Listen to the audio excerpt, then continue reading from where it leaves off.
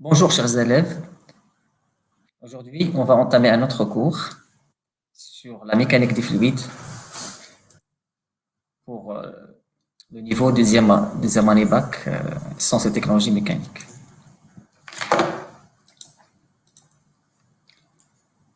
Donc unité conception, la fonction c'est alimentée en énergie hydraulique. On va travailler avec le produit support qui est le chariot élévateur 3 roues. Bon, à la fin de cette séance, vous serez en mesure d'identifier les composants d'une installation hydraulique et de justifier le choix d'une pompe hydraulique. Le sommaire ou bien le plan de secours, présentation du système, fonctionnement, structure fonctionnelle, les généralités sur les fluides et un petit rappel hydrostatique, puis la cinématique des fluides.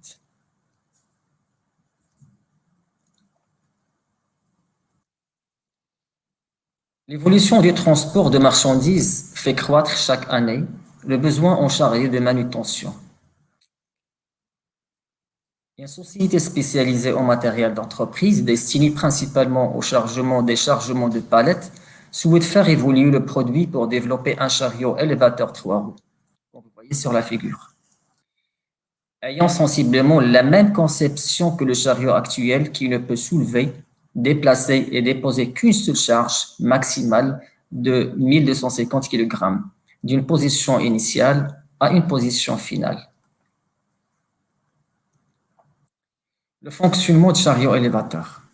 Avant toute étude, bien sûr, d'amélioration des performances, il est utile de comprendre d'abord le fonctionnement du nouveau chariot élévateur 3 roues et celui de ses différents organes, en particulier le mécanisme de soulèvement de la charge. On représente ici le cycle de référence pour le chargement ou le déchargement des charges qui est composé dans 3 étapes. La première étape, c'est de soulever la charge.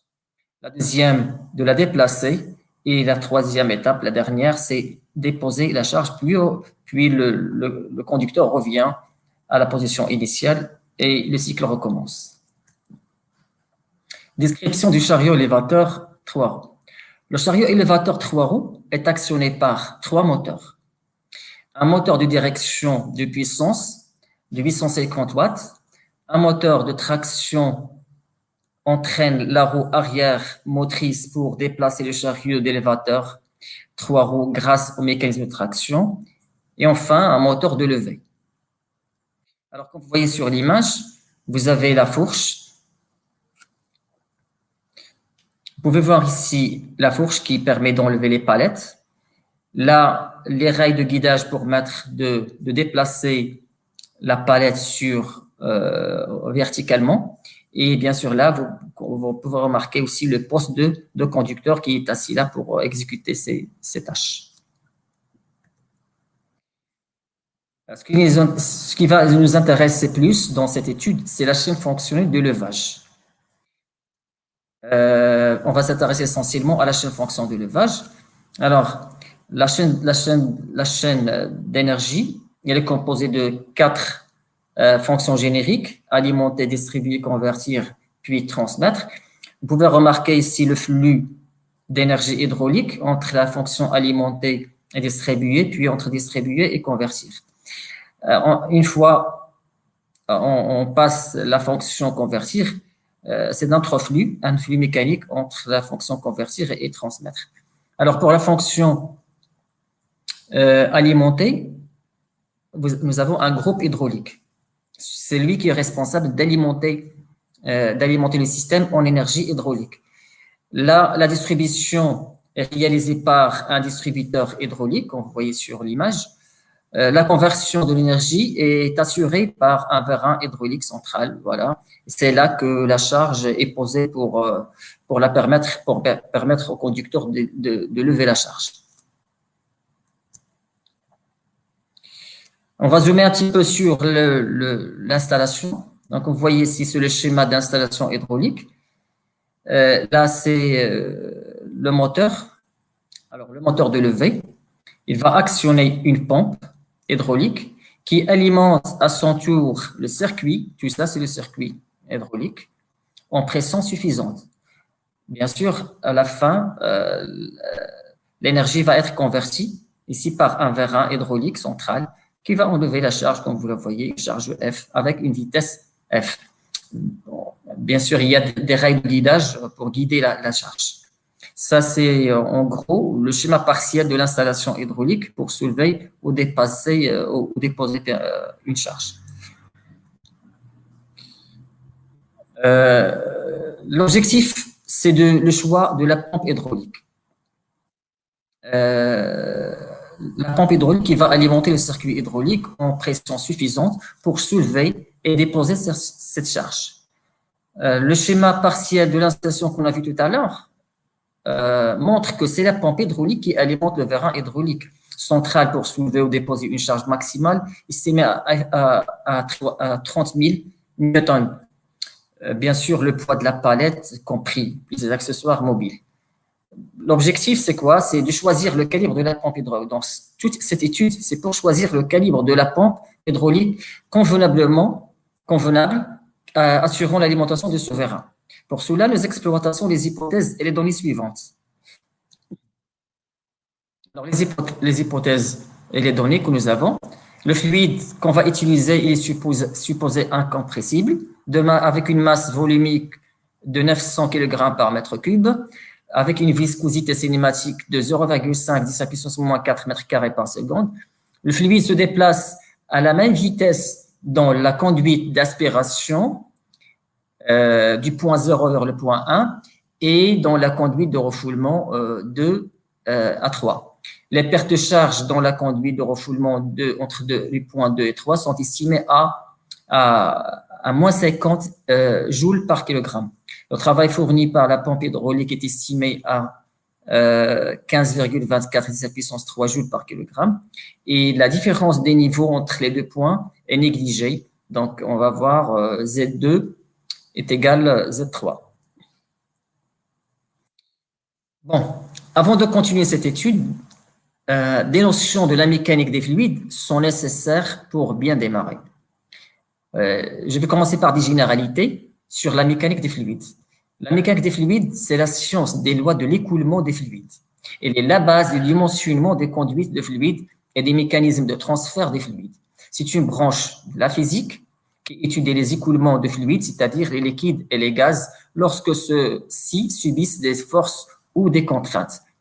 Elle comprend deux grandes sous-branches, la statique des fluides, ou bien l'hydrostatique, qui étudie les fluides au repos et l'étude de la pression.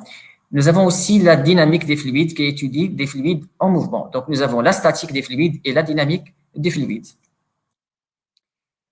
Pour les caractéristiques des fluides, les fluides peuvent être classés en des fluides parfaits, sans frottement, des fluides réels avec frottement, des fluides incompressibles, surtout les liquides, et des fluides compressibles. Bien sûr, c'est les gaz qui sont compressibles.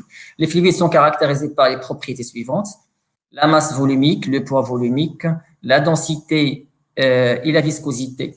Ces propriétés seront utilisées ultérieurement. Un petit rappel sur la notion de pression. Donc, vous avez déjà vu les notions de la pression, mais quand même, on va quand même rappeler un petit peu pour les gens qui n'ont pas cette notion. Donc, la pression exercée par une force F agissant perpendiculairement sur une surface S est donnée par la formule suivante. P est égal à F sur S, avec F, c'est la force exercée par le corps. S, c'est la surface. Et la pression, donc, c'est le rapport entre la force et la surface. La force, c'est en newton. La surface, c'est en mètre carré. Comme ça, donc, la pression va donner, c'est en newton par mètre carré. Il y a plusieurs unités de la pression, mais l'unité légale du système international de pression, c'est le pascal. 1 pascal égale 1 newton par mètre carré. Ou bien le bar aussi, très utilisé le bar. Le bar, 10 à la puissance 5 pascal. Une unité un petit peu ancienne, c'est l'atmosphère, mais ça existe aussi. L'atmosphère, c'est 101 325 pascal, appelée la pression atmosphérique normale. Maintenant, on passe au principe fondamental de l'hydrostatique. C'est très essentiel, ce principe. Dans un fluide, comme vous voyez sur l'image ici, sur le schéma, la pression est la même en tout point situé sur un plan horizontal ici. Donc, vous avez les points A, A'. On parle du plan isobare. Ça veut dire que la pression OA, c'est la même en A', c'est la même en tout point sur ce plan-là. De même, la pression est identique dans toutes les directions. Hein, toutes les directions de son plan-là, dans ce plan. La pression absolue en A est égale à la somme de la pression effective et de la pression subie par le point B. Donc, vous avez la pression au point B. Cette pression, elle est exercée par l'atmosphère. C'est ce qu'on appelle la pression atmosphérique. Donc, pour avoir la pression en A, on doit ajouter à la pression au point B, on doit ajouter ce terme-là, ρ G fois H. Ρ, c'est la masse volumique du fluide en kilogrammes par mètre cube. H, c'est la différence de niveau entre le point B et le point A. Et ce qu'on appelait aussi la dénivellation entre les points A et B, c'est en mètres. Donc, voilà le principe. Le principe, c'est que la différence de pression entre deux points A et B d'un fluide est donnée par la relation suivante. PA moins PB, donc la pression PA ici, et la pression PB là, est égale ρ fois G fois H. C'est le principe fondamental de l'hydrostatique. Maintenant, une application très classique du principe fondamental de la statique, c'est la presse hydraulique. Comme vous voyez sur le schéma ici, alors nous avons ici un petit piston avec une surface petitesse, et là, de l'autre côté, un grand piston avec une grande surface R. Alors, qu'est-ce qu'on veut faire là? Alors là, quand j'exerce une petite force F, normalement, je dois soulever une force très importante là. C'est le théorème de Pascal qui le dit. Alors, comment? On exerce une force petite F sur le piston. En A, l'augmentation de pression, ça va donner PA est égal à F sur S. Là, c'est une démonstration. D'où une surpression en B. Donc, ça va donner une surpression en point B. La pression en B, c'est la F sur grand S. Donc, d'après le théorème de Pascal, on a dit tout à l'heure que la pression sur le même niveau est la même. Donc, on va voir que PA, la pression OA, c'est la même en B, d'où l'égalité F sur petit s est égal à grand F sur petit s. Et ça va donner ça en remplaçant la surface par sa valeur. La surface parce que c'est cylindrique, donc pi d carré sur 4. Et la même pour le petit piston. Pi d carré sur 4, on obtient enfin la force F. Si on veut calculer la force F, c'est quoi? C'est petit f multiplié par d sur grand D sur petit d, le tout au carré. Là, c'est une application très importante du principe fondamental de la statique. Et c'est très utilisé pour l'élevage des voitures, etc. Donc, c'est très, très important. Des caractéristiques physiques aussi. C'est quoi la compressibilité? Alors, je rappelle, les liquides sont incompressibles. Cette propriété est utilisée dans les systèmes hydrauliques. Vous voyez ici, nous avons dans ce piston-là, dans ce vérin-là, de l'air. C'est un fluide compressible. En général, les gaz sont compressibles. Par contre, les huiles, les liquides, et particulièrement ici parce qu'on travaille en industrie, de l'huile, c'est un fluide incompressible. C'est très important. Donc, les liquides sont incompressibles. Cette propriété est utilisée dans les systèmes hydrauliques. Donc, on va exploiter cette propriété d'incompressibilité des huiles pour les utiliser dans le levage des chariots, etc., qu'on a vu tout à l'heure sur le support. Une notion aussi, le coefficient de compressibilité, V1 moins V2 sur V1. Vous voyez ici V1, le volume, un volume plus grand. Là, V2, c'est l'étape finale, V2. Donc, V1 moins V2 sur V1, ça donne ce qu'on appelle le coefficient de compressibilité. D'autres notions, comme la masse volumique, vous l'avez déjà connu. Donc, les fluides sont caractérisés par leur masse volumique, ρ est égal à m sur V, qui est exprimée, là, la masse volumique est exprimée en kilogrammes par mètre cube.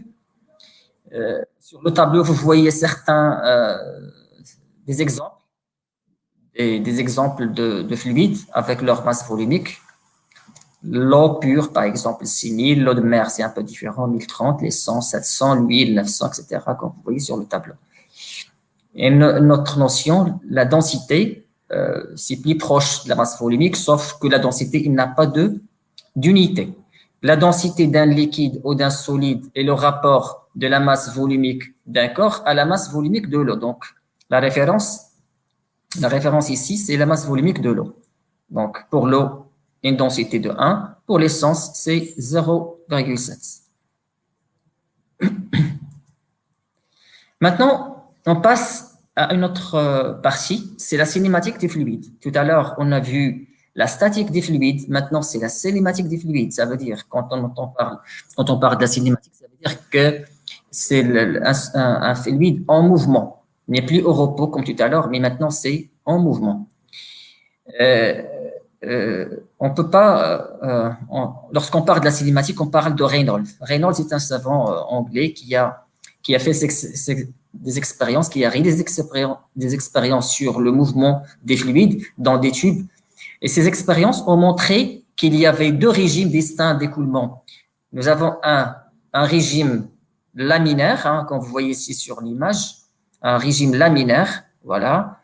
Le régime laminaire d'un fluide correspond à un écoulement très régulier du fluide qui se produit à basse vitesse et autour d'un obstacle lisse. Voilà, il n'y a pas de turbulence. Par contre, un écoulement turbulent correspond à un mouvement irrégulier. Regardez ici l'obstacle, regardez aussi l'écoulement ici, il est doux, mais là, où il y a un obstacle, nous avons un mouvement irrégulier, chaotique, et aussi il est variable, ce qu'on appelle un écoulement turbulent. Maintenant, comment définir, comment savoir si un écoulement est laminaire ou bien turbulent? C'est grâce au nombre de Reynolds. C'est un nombre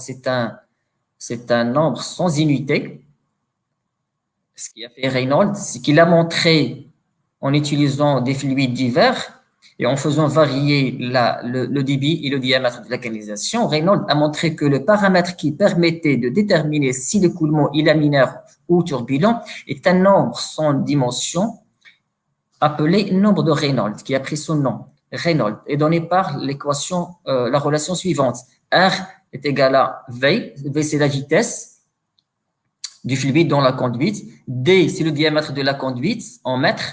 Et nu, c'est la viscosité cinématique du fluide en mètres carrés par seconde.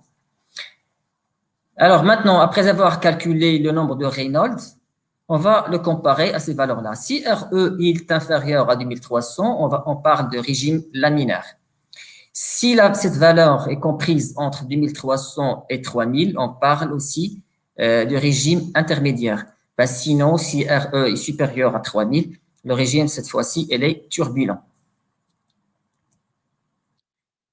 Une autre notion, la viscosité, c'est la propriété d'un fluide qui tend à empêcher son écoulement. Les fluides de grande viscosité résistent à l'écoulement. Par exemple, le miel est très visqueux. Et les fluides de faible viscosité, comme l'eau, s'écoulent facilement. Il existe deux types de viscosité. On a la viscosité dynamique et la viscosité cinématique. Dans un fluide réel, la viscosité est due au frottement qui s'oppose au glissement des couches fluides les unes sur les autres. Alors maintenant, comment calculer la viscosité cinématique? C'est grâce à la formule suivante. V est égal à nu sur ρ. V, c'est la viscosité cinématique qu'on a vu tout à l'heure. Nu sur la viscosité dynamique. Et ρ, c'est la masse volumique du fluide. Sur le tableau suivant, vous pouvez voir que la viscosité des liquides, là, elle diminue beaucoup lorsque la température augmente. En augmentant la température de 0 degré, 20, 100, etc., vous remarquez que la viscosité, elle, diminue. C'est normal. Maintenant, on passe à la notion de débit. C'est quoi le débit? C'est le quotient de la quantité de fluide qui traverse une section droite de la conduite par la durée de cet écoulement. Nous avons le débit volumique, bien le débit volume, QV, c'est le volume du liquide traverse une section droite de la conduite pendant le temps T. Donc, par définition, le débit volume est QV est égal à la section multiplié par la vitesse. C'est très facile. Donc, la section, c'est en mètres carrés. Et la vitesse de passage, c'est en mètres par seconde.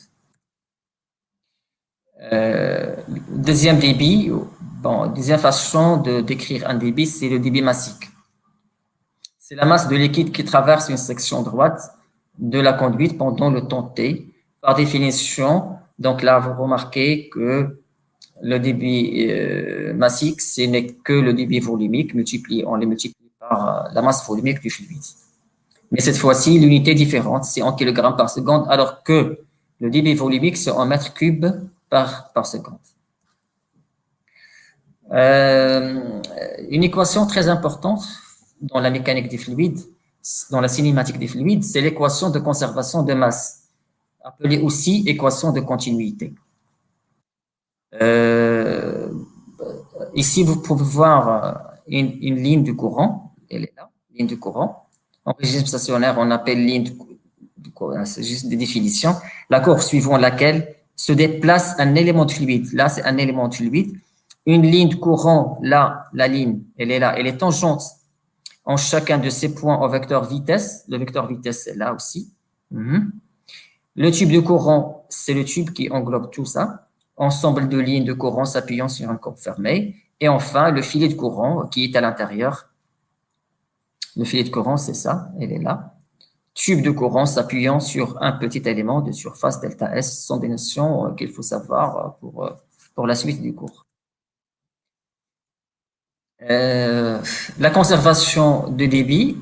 Alors, quand vous voyez sur ce schéma-là, sur cette canalisation, l'entrée, nous avons une section S1 et la sortie, nous avons une section S2. Là, au début, nous avons une vitesse V1 du fluide et à la sortie, nous avons une autre vitesse V2. Alors, qu'est-ce qu'on dit? On dit, c'est quoi la conservation? La conservation, c'est que le débit de masse est le même à travers toutes les sections droites d'un même tube de courant. Ça veut dire que le débit ici, il est le même là, le débit massique.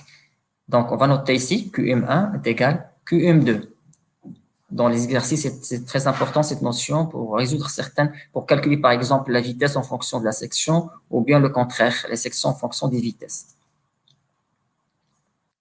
Et voilà l'expression de débit en fonction de la vitesse. C'est ce qu'on parlait tout à l'heure. Donc, le débit, c'est S1 fois V1, ici, est égal S2 fois V2 de l'autre côté. Et ça, le débit reste constant. Donc, le même débit qui passe, il n'y a rien, il n'y a pas de perte ici. Donc, c'est le même débit. Sauf que la vitesse est d'autant plus grande que la section est faible ici. Donc, nous avons une vitesse V2 est plus grande que V1. Pourquoi? Parce que la section, elle est faible. Là, la section elle est plus grande, la vitesse, elle est plus petite que la vitesse de sortie. Vous pouvez voir ici, ça c'est tout à fait logique. Lorsqu'on diminue la section, la vitesse va diminuer automatiquement. Et nous avons la relation devant vous pour les calculs. Voilà, donc, la première application, donc, je vous laisse avec ces deux exercices que vous allez essayer de faire. Et après, bon, la vidéo suivante, on va essayer de corriger. Donc, je vous laisse faire une petite pause sur ces applications-là pour les faire et on va les corriger. On va terminer par le théorème de Bernoulli. Normalement, c'est la deuxième phase de ce cours-là. Normalement, on doit s'arrêter là donc la deuxième phase, ce serait le théorème de Bernoulli, donc pour ne pas surcharger la vidéo. Donc, merci pour votre attention et on se verra à la prochaine séance. Au revoir.